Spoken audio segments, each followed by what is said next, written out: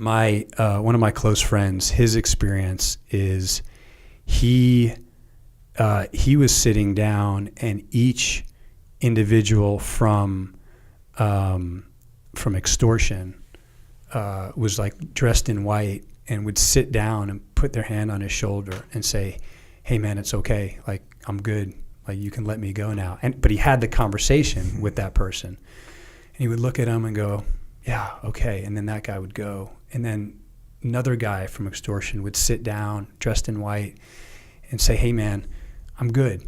Like, I'm good. I'm in a good place." And then that person would go, and each person that he was like obviously having whatever this person was dealing with had to do with all the buddies he just lost on that helo. And once that was gone, again, he just dealt with whatever, that was his trauma. It may have been locked back in his subconscious, as Amber mentioned, but that's what he was dealing with in life.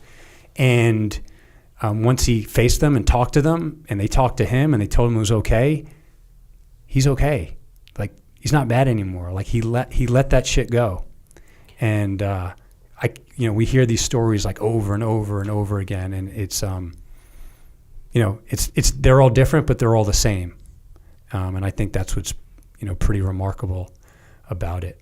I've developed some of my own theories, whether they're true or not. Amber I don't know. Amber has theories, as we're finding Science out. hasn't proven my theories, but my theory is that whatever the trauma response is, it goes back to the origination of the trauma. And some people channel that trauma in ways that society deems unhealthy versus healthier. I feel like what I've seen in the special operations community is that is something in the early childhood has like enabled this sort of like dialing down of suffering. Like you just, the community is able to maintain such suffering. And so a lot of guys I've felt are going way back to childhood and dealing with like sort of repressed things. And I don't know, Marcus, if you want to tell any of your stories like about your actual experience of going back to actual memories in childhood, but then also to your question, Jocko, on why the blood and the gore.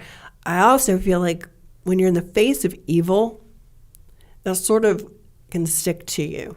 And Marcus had to get through some really dark, very demonic,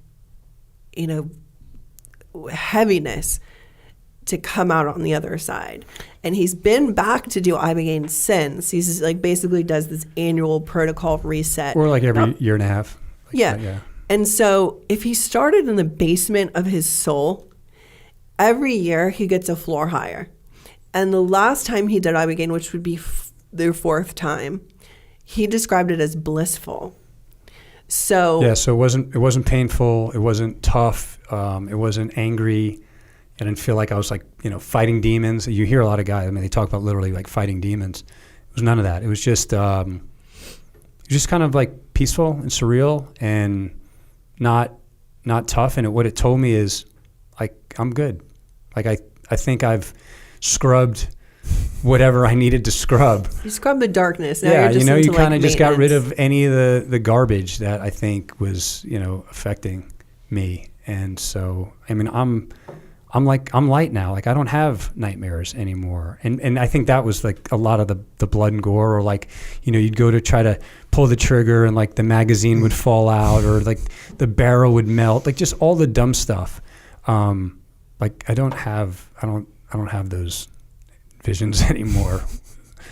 It is, and some of it is funny. I mean, if you hear some of the stories, you're like, man, that's fucking hilarious, right? Like, especially like team guys talking about their funny stories. I'm right? laughing because like everyone has that dream, like They you're do. out of bullets, your gun's 100%. not working, you forgot Or your you punch grenades, somebody whatever. 100 times and Yeah. they just like look at you. Yeah, I'm sure you get even has those more pissed things. off. You're like, wait a minute, I'm really good at fighting. Why can't I knock you out in my dream? Yeah, exactly.